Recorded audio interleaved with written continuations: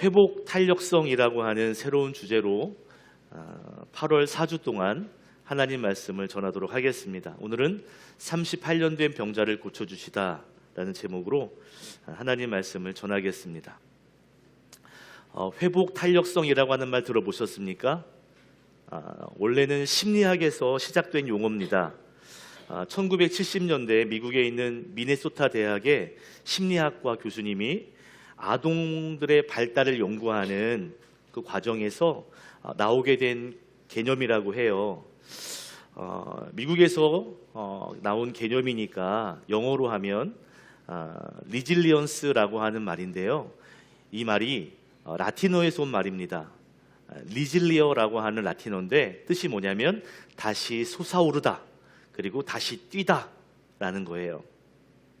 그래서 심리학적인 의미에서 회복 탄력성이 무슨 뜻이냐면 고난이나 실패 또는 충격을 경험한 어린이 또는 사람이 다시 일어나게 되는 힘, 이것을 회복 탄력성이라고 말하는 것이죠. 그런데 신앙에서 말하는 회복 탄력성은 심리학의 용어와는 조금 다른 의미를 가집니다. 신앙에서의 회복 탄력성은 뭐냐? 하나님의 은혜로 다시 일어서는 믿음의 힘. 따라합시다. 하나님의 은혜로 다시 일어서는 믿음의 힘. 다시 일어서는 믿음의 힘. 이것이 회복 탄력성입니다. 하나님이 은혜를 주시고 성령님이 도와주셔서 다시 일어나는 그 힘. 다른 말로 하면 위기를 겪었지만 하나님이 은혜를 주셔서 다시 일어나게 되고 다시 적응하게 되고 다시 성장하게 되는 그 능력, 이것이 바로 회복 탄력성입니다. 그러니까 단순히 버티는 정도의 힘이 아니라 고난 이후에 더 강해지고 성장하는 힘이죠. 요즘에 날씨가 너무 더웠잖아요. 조금 며칠 전부터 좀 나아지긴 한 것 같은데 특별히 여러분에게 하나님이 은혜를 부어주셔서 아무리 덥지만 그래도 또 환경이 어렵지만 하나님이 부어주신 은혜로 말미암아 여러분 마음 가운데 회복 탄력성이 생겨서 다시 일어서고 다시 전진하게 되기를 주님의 이름으로 축원합니다. 축원합니다. 아멘. 오늘 본문은 38년 된 병자를 치료하시는 예수님의 기적 이야기입니다. 요한복음은 예수님의 기적을 단 7가지를 기록하고 있거든요. 다른 복음과 달리 7가지만 기록해요. 오늘 이 본문의 기적은 3번째 기적입니다. 그런데 여러분, 요한이 7가지의 기적만 적었다면 그러면 조금 더 자세하게 조금 더 의미 있게 이 기적을 기록했을 텐데, 그런데 성경을 보면 이 38년 된 병자가 어떤 병에 걸렸는지는 말해주지 않습니다. 그리고 어떤 부위에 지금 질환이 있는지도 말해주지 않아요. 참 이상하죠? 딱 7가지를 말하는 기적 이야기에서 이 사람이 어떤 병에 걸렸는지를 말하지 않고 있다. 뭔가 이상하죠? 그런데 38년 된 병자라는 것은 말해주고 있습니다. 38년의 시간이 의미하는 것이 있습니다. 38년은 굉장히 긴 시간이에요. 여러분 나이에서 38년 빼보세요. 엄청 젊었을 때예요. 그죠? 그만큼 그가 오랜 시간 동안 이 병으로 인해서 고통을 받고 그래서 아파했고 그것 때문에 절망했다라는 것을 이 시간을 통해서 알려주고 있죠. 비록 38년 된 병자가 어떤 질병을 가지고 있는지는 말하고 있지 않지만 오늘 성경에서 굉장히 강조하며 말하는 것이 있습니다. 2가지인데요. 첫 번째는 그가 지금 어디에 있느냐 하는 것 이야기하고요. 또 한 가지는 그가 왜 거기에 있느냐에 대해서는 이야기합니다. 2절에 보니까 어디에 있다 그래요? 베드자다, 연못. 옛날 성경에는 베데스다, 연못 옆에 있는 주랑 안에 있다라고 말합니다. 주랑은 행각이라고도 말하는데요. 이 주랑 행각이 뭐냐면 기둥이 줄지어 이렇게 있고요. 그 위에 지붕만 덮어져 있어요. 그러니까 복도 모양이 되겠죠. 그 공간이 주랑입니다. 그 주랑에 지금 이 38년 된 병자가 누워 있는 거예요. 자, 그러면 왜 거기에 있었냐는 거죠. 왜 그 주랑에 누워 있었을까? 오늘 4절에서 말하고 있습니다. 함께 읽어볼까요? 시작.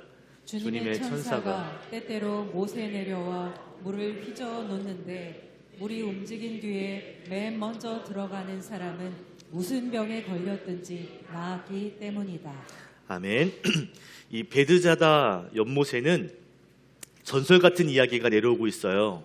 무엇이냐면 신비한 물이라고 하는 전설인데, 천사가 내려와서 물을 막 쉬 저어요. 그럼 물이 움직이겠죠.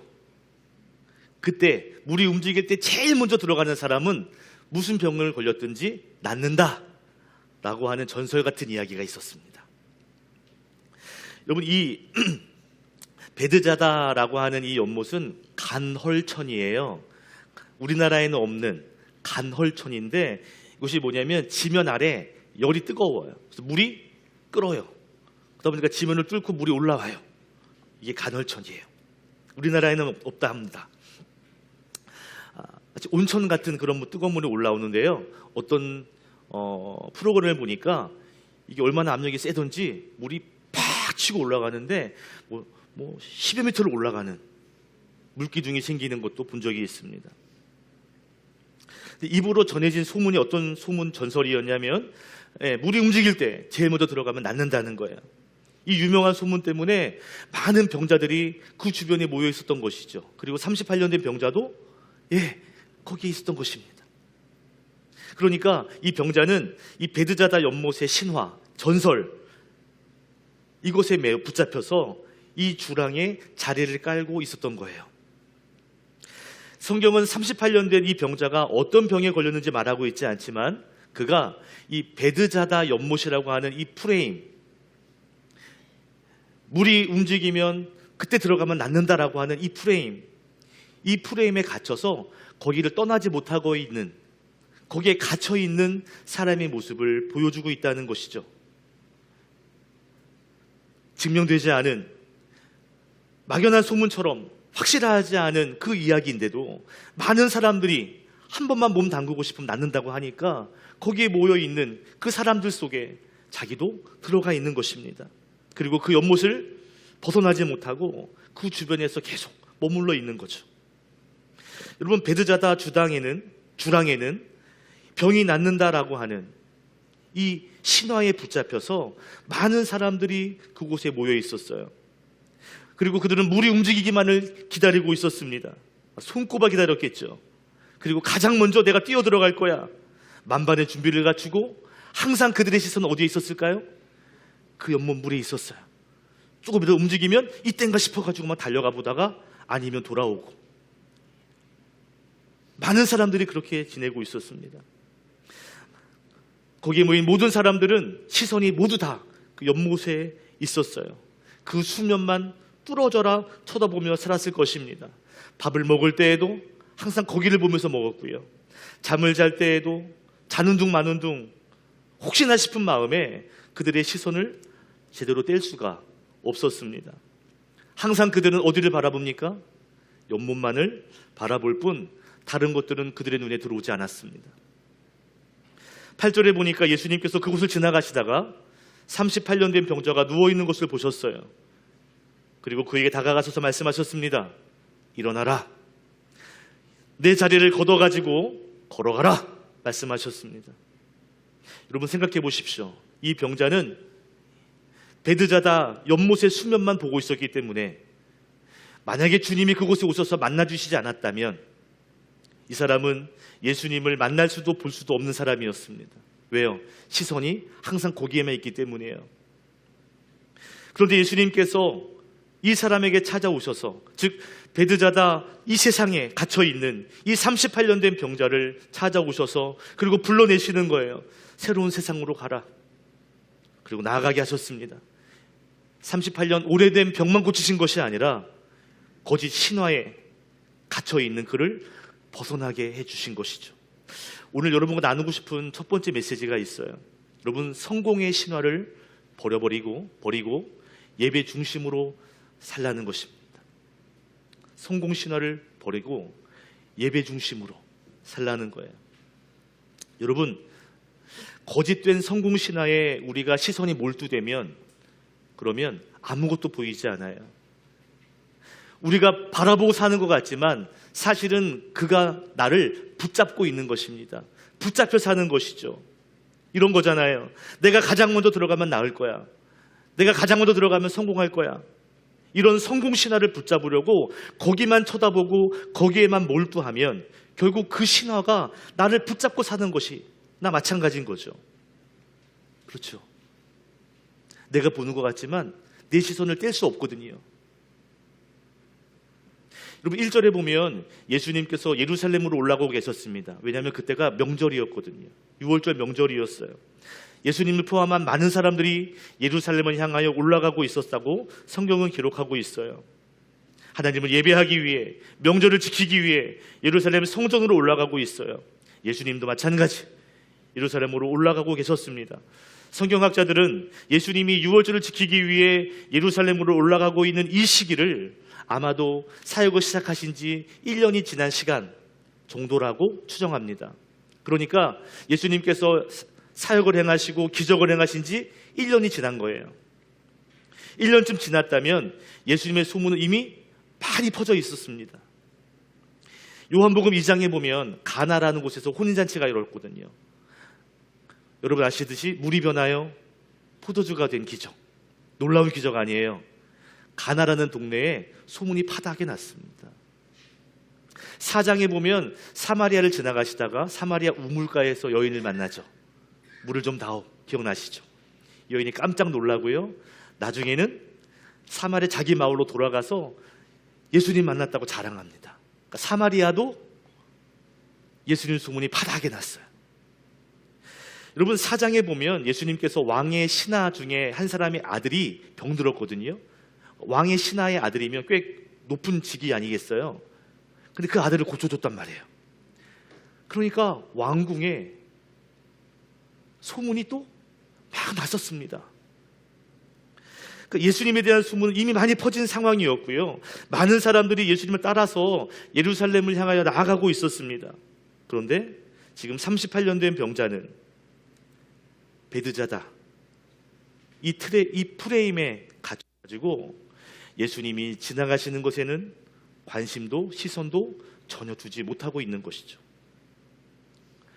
여러분 38년 이 병자는요, 이 성공신화, 여기에만 내가 제일 먼저 들어가면 나을 거야 라고 하는 전설로 오래전부터 입으로 내려오는 그 전설 하나만 바라보고 기적의 주님이, 능력의 주님이 지나가시는데도 그걸 보지 못하고 있는 거예요. 예수님 앞으로 한 걸음도 나가지 못하고 있었습니다. 어떤 기대도 예수님에게 두지 못했어요. 그저 베드자다의 그 신비한 물, 그 신화, 그 전설, 그 성공 신화에만 몰두하고 있을 뿐이었던 것이죠. 얼마나 안타까운 일입니까? 제가 이 본문을 설교할 때마다 항상 예화로 들었던 이야기가 있어요. 다른 예화를 들까 하다가 이것만큼 임팩트 있는 것이 없겠더라고요. 전족 이야기입니다. 전족은요, 중국의 풍습인데 전족이라는 뜻이 뭐냐면 발을 묶는다라고 하는 뜻입니다. 그러니까 발을 묶어서 작게 만드는 것이 중국의 풍습인데요. 이게 언제 일어났냐면 10세기 송나라 때 일어났습니다. 그리고 약 1000년 동안, 놀라지 마세요. 1000년 동안 여자의 발을 작게 만드는 것을, 그것을 그 여인의 아름다움이라고 생각한 거예요. 모든 여자들은 어떻게 했을까요? 발을 작게 만드는 거예요. 근데 어떻게 작게 만드느냐? 그냥 작게 만드는 정도가 아니라 여러분 10cm로 만들어요. 10cm. 약 10cm. 사진 한 장 보여드릴게요. 10cm가 어느 정도인지. 10cm예요. 여러분 10cm면 마우스 정도 될 것 같아요. 마우스. 여자의 발을 그렇게 만드는 거예요. 그래야 미인인 거예요. 얼굴만 이쁘다고 미인이 아니에요. 키 크고 몸매 좋다고 미인이 아니에요. 발이 작아야 돼. 근데 그냥 작은 게 아니에요. 앞이 뾰족해야 돼요. 그러니까 발가락을 꺾어야 됩니다. 그리고 쪼여야 돼요. 자라지 못하도록. 그러니까 어린이가 3살이나 4살 정도가 되면 그때부터 발을 헝겊으로 쥐어 묶습니다. 그 다음 사진 보여주세요. 그럼 발이 이렇게 되는 거예요. 발가락을 안쪽으로 접어서 마른 몸 모양이 되도록 만드는 것이죠. 이 시대는 발이 작고 뾰족해야, 그래야 미인이에요. 여기 미인 아무도 없어. 다 왕발이야. 여러분, 이때 태어나지 않은 거 감사하세요. 여자분들. 10년 동안 유행한 게 아니에요. 100년 유행한 게 아니에요.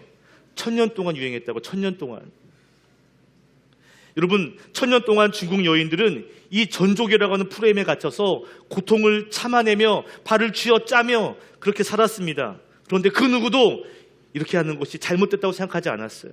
이렇게 해야 아름다운 거야. 이런 발이 돼야 인정받는 거야. 그런 프레임이 살았다고요. 여러분, 거짓 아름다움에 붙잡혀 사니까 여인들은 항상 자기 발만 붙잡고 산 거예요. 자기 시선이 항상 발에만 있는 거예요. 그리고 그런 발을 보며 예뻐, 아름다워. 여러분, 이 발이 예뻐 보이세요? 그들은 이런 발이 아름다운 발이라고 속고 살았습니다. 저렇게 작아진 발을 자랑 삼았습니다. 저런 발을 부러워했습니다. 모두가 다, 모든 여인들이 저런 발이 되기를 원했습니다. 여러분, 이 프레임에 갇히면 얼마나 무서운지 몰라요. 이 프레임 안에 갇혀버리면 다른 것은 진리가 될 수 없어요. 그것만이 진리거든요.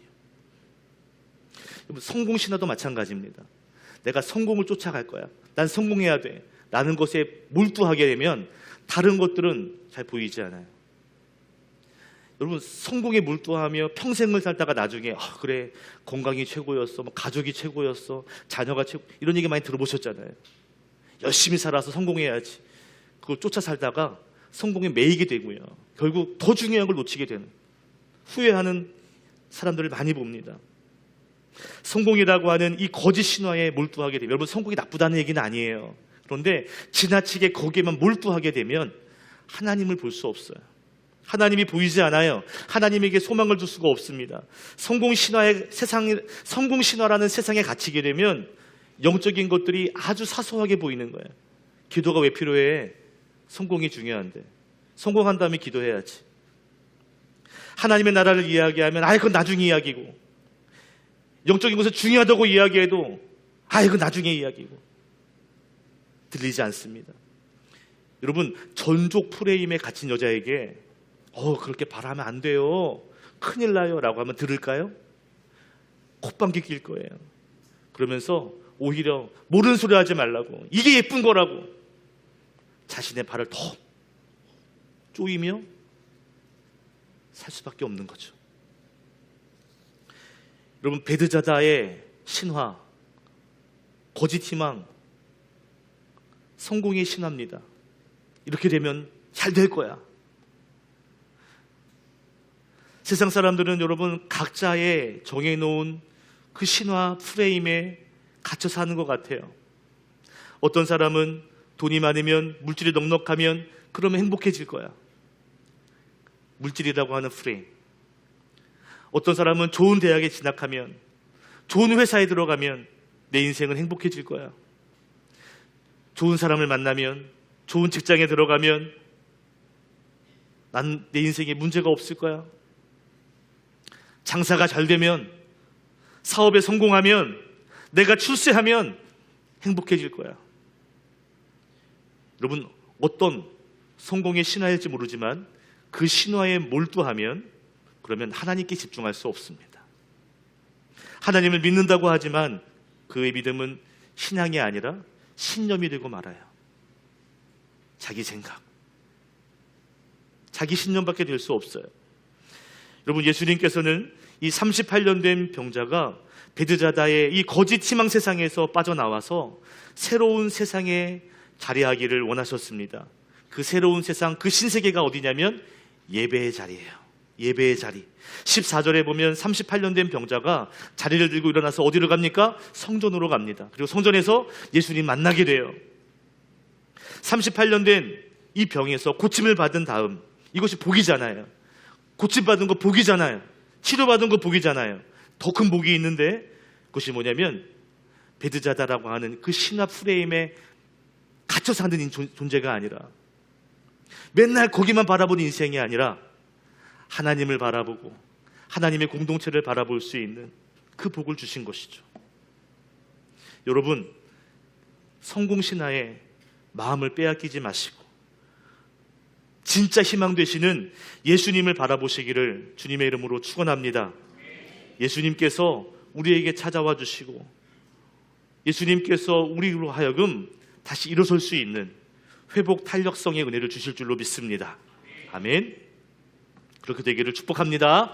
아멘. 자, 예수님께서 38년 된 병자에게 찾아오셨죠. 그리고 물으십니다.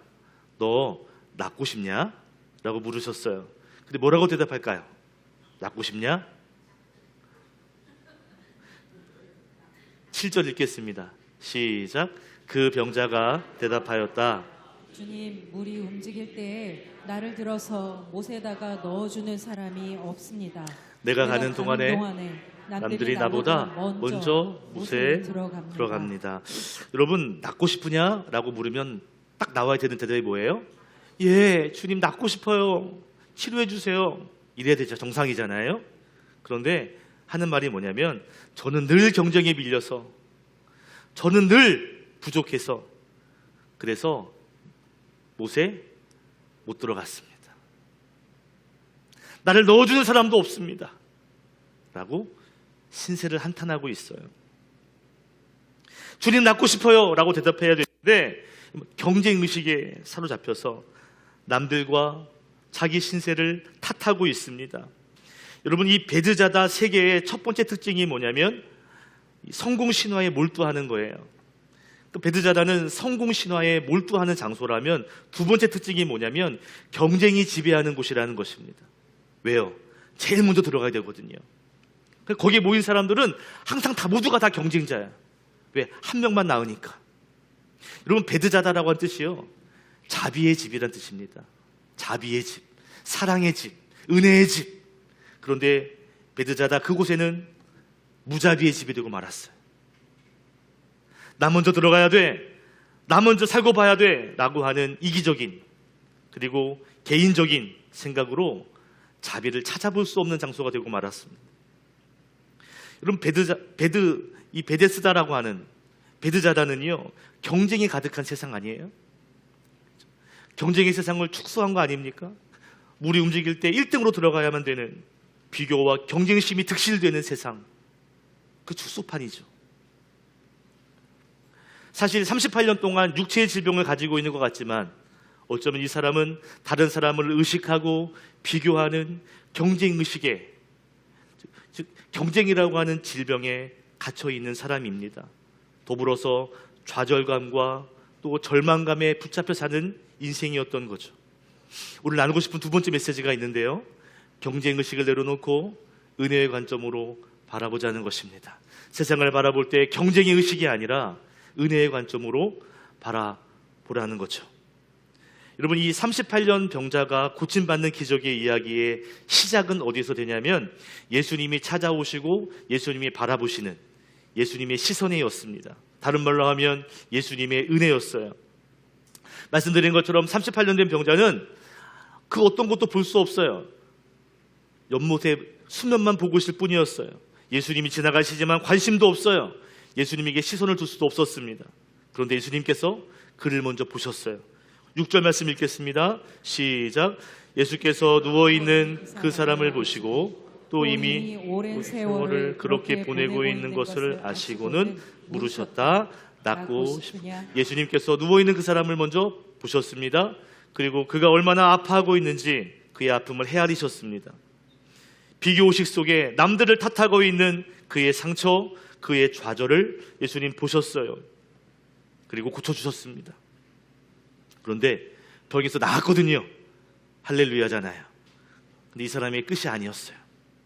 고침을 받았는데요, 그 다음에 보니까 유대인들이 이 병고침 받은 38년 된 병자를 면박하고 책망하고 무시합니다. 공격합니다. 왜 그랬을까요? 그날이 안식일이었거든요. 안식일에 자리를 들고 일어난 것이 일을 한 거예요. 너 일했어. 안식일을 어겼어. 너 율법을 어겼어. 너 죄인이야. 라고 평가했다는 것입니다. 그리고 박해했습니다. 16절에 보면 예수님과 그 사람 박해했다라고 기록하고 있어요. 병자도 박해하고 고쳐준 예수님도 박해했어요. 왜? 안식일을 어겼다는 거죠. 여러분 생각해 보세요. 38년 동안 병자였는데 나았거든요. 그럼 뭐 해줘야 돼요? 축하해. 너무 감사하다. 고생했다. 이래야 되는 거 아니에요? 너 일했어. 너 안식일에 일했어. 그러면서 책망하는 거죠. 정죄한 거죠. 비난했습니다. 여러분 이 유대인들은 율법이라고 하는 프레임에 갇혀서 38년 된 병자와 예수님을 박해하고 있습니다. 프레임이 얼마나 무서운지 몰라요. 여러분 모든 사람이 상처나 또 이런 자기만의 프레임이 있거든요. 근데 그 프레임에 갇히면 다른 좋은 것들은 안 보입니다. 아버지가 막 술 먹고 막 이렇게 했던 그래서 그 프레임에 걷히면 술 안 먹는 남자가 최고 남자예요. 뭐 믿음이 있든 없든 중요하지 않아. 술만 안 먹으면 돼. 이런 이게 프레임이요. 전부가 되는 거예요. 그럼 38년 된 병자는 이 베드자다 연못에서 다른 병자들과 함께 경쟁하며 살았습니다. 그래서 병에서 나았거든요. 근데 유대인들이 또 박해해요. 얼마나 속상할까요? 그런데 예수님께서 이 38년 병자를 고치신 다음에 이후에 성전에서 유대인들에게 율법으로 공격받고 있는 그를 다시 만나 주십니다. 그리고 그를 위로하십니다. 저는 이것이 은혜라고 생각해요. 은혜. 예수님은 자신을 쳐다보지도 아니하고 물만 바라보던 그 사람, 경쟁의식에 사로잡혀서 사람들 원망하고 비교하던 그 사람, 율법의 정죄를 받던 그 사람을 찾아와 주시고 다시 한번 만나 주시고 다시 한번 사랑으로 그를 바라봐 주셨다는 것이죠. 저는 예수님의 이 시선이 저는 은혜라고 생각해요. 그리고 예수님의 이 시선이 저와 여러분에게 회복 탄력성이 될 줄로 믿습니다. 여러분, 주님의 은혜가 저와 여러분에게 회복 탄력성이에요. 주님의 시선이 우리에게 회복 탄력성이 되는 것이죠. 여러분, 우리가 우리 안에서 막 대단한 힘이 나오는 게 아니에요. 나를 찾아와 주시는 예수님의 그 은혜에서 우리의 힘이 나오는 것이죠. 여러분에게 주님이 주시는 이 회복의 은혜, 이 탄력성 여러분에게 있기를 주님의 이름으로 축복합니다. 아멘. 성공의 신화를 내려놓읍시다. 예배 중심으로 삽시다. 남들보다 뭐 해야 돼, 더 좋은 집에 살아야 돼, 자녀가 더 잘 돼야 돼, 여러 가지 세상의 성공 신화에 붙들리지 마시고 남을 이겨야 돼라고 하는 경쟁의 룰에 매이지 마시고 예배의 중심으로, 은혜의 중심으로 살아가는 저와 여러분 되기를 소망합니다. 마지막으로 제가 좋아하는 스펄전 목사님의 고백을 함께 나누기를 원해요. 고백합시다. 시작. 하나님은 쓰러진 자를 버리지 않으신다. 오히려 쓰러진 자를 들어서 사용하신 것을 기뻐하신다. 아멘. 그렇습니다. 하나님은 쓰러진 사람을 내버려 두지 않습니다. 버리지 않습니다. 오히려 들어서 사용하십니다. 그것도 멋지게 사용하시기를 원한다라는 것이죠. 38년 된 병자, 하나님께서 이 사람도 사용하셨듯이 저와 여러분도 주님의 귀한 일꾼으로 쓰임받게 될 줄로 믿습니다. 주님의 은혜가 회복 탄력성이 되어서 다시 일어나고 다시 전진하는 여러분 되시기를 주님의 이름으로 축원합니다. 아멘. 기도하겠습니다.